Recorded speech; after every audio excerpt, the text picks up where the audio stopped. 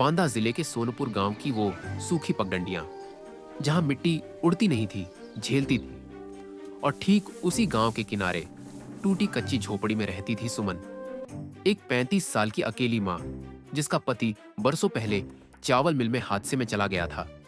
उसके पास न खेत थे न नौकरी, बस एक 9 साल की बेटी गुड्डी, जिसकी पढ़ाई ही उसकी दुनिया थी। 4 बजे सुमन हाथ में झूठ की बोरी ले निकली। आज उसे शहर की सब्जी मंडी जाकर सस्ती सब्जियां लानी थी, ताकि वह चौराहे पर छोटा सा ठेला लगा सके। गुड्डी ने माँ, नींद में स्कूल की पूछा, फीस भर पाएंगी ना इस बार? तू बस पढ़ती रह, माँ बाकी सब कर लेगी। ठीक है माँ। लेकिन वह जानती थी जेब में 62 रुपए थे और फीस 180 रुपए की। रास्ते में गांव की औरतें कानाफूसी फिर कर अकेली रही थीं। निकली है। ये सुमन अपनी इज्जत बेचकर खाएगी शायद। चेकर शायद अकेली औरत है। सुमन ने अनसुना किया, क्योंकि भूख को परवाह नहीं कि समाज क्या बोलता है। मंडी में उसने एक एक ठेले पर जाकर दाम पूछे। सब्जी वाला बोला, लेने की औकात है क्या? बहुत देर से घूम रही हो। अरे भैया बस पूछ तो रही हूँ। जाओ किसी और से ले लो। सुमन ने कांपते हाथों से पैसे निकाले और सिर्फ इतने ले पाई कि 5 से 6 थाली के बराबर सब्जी बन सके।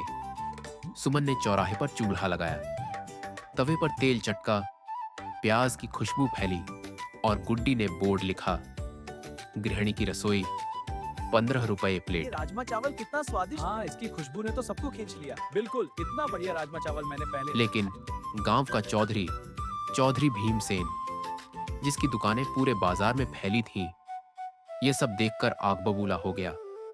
और सुनो, यहाँ कोई भी ऐसे ठेला नहीं लगा सकता। ये मेरी जमीन है।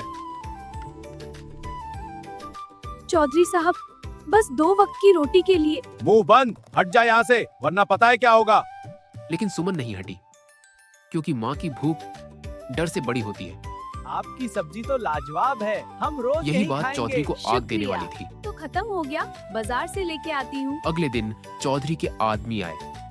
इस बार एक छोटा सा प्लास्टिक का काला बिच्छू, जिसे उन्होंने बिना किसी के देखे सब्जी में डाल दिया। डाल दिया क्या?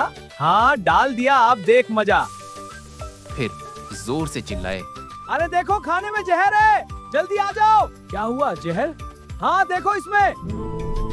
अरे देखो खाने में जहर है। क्या जहर? हंगामा मच जहर गया। क्या हुआ? ये सब झूठ है, मैंने कुछ नहीं मिलाया। पक्का? लगे। भीड़ जमा हो गई।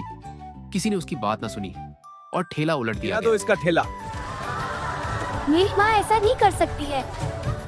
क्या करेंगे, लोग हम पर भरोसा नहीं करेंगे। अब हम भागेंगे नहीं, खुले चौराहे पर खाना बनाएंगे। पूरा गांव देखने आया था। आज ये औरत क्या तमाशा करेगी? पहली प्लेट में खाऊंगी। पागल मत बनो, ये सब इसका नाटक है। पागल तो तुम हो गए हो चौधरी। क्या बकवास है ये? देखो राजमा चावल खा के देखो, तब समझोगे। और पूरा गांव ताली बजाने लगा। हार न मानते हुए चौधरी तहसील पहुंच गया। बेटा, हमें यहाँ से जाना होगा। क्यों अम्मा? ये नोटिस है, हमारे पास और कोई रास्ता नहीं है। अब हम कहाँ जाएंगे? जहाँ सच का घर होगा। ये घर गांव का है और गांव कहता है सुमन यही रहेगी। लोगों ने हस्ताक्षर किए। भीड़ तहसील पहुंच गई। जांच हुई और सच सामने आया। चौधरी ने कई जमीनें गलत तरीके से कब्जा कर रखी थीं। उस पर केस हो गया। जमीन गांव को वापस मिली। उसी जमीन पर सुमन की गृहिणी की रसोई एक छोटी दुकान बन गई। गुड्डी की फीस भर गई और दुकान के बाहर एक बोर्ड लगा, ये दुकान मेहनत से बनी है, दान से नहीं। सुमन हार से नहीं जीती, वह सच की रोशनी जलाकर जीती। और जब एक मां लड़ती है तो सबसे बड़ा चौधरी भी हार जाता है। ये लीजिए गरम गरम खाना। धन्यवाद माँ जी, मुझे भी चाहिए। हाँ बेटा, तुम्हारे लिए। बहुत अच्छी खुशबू है। हाँ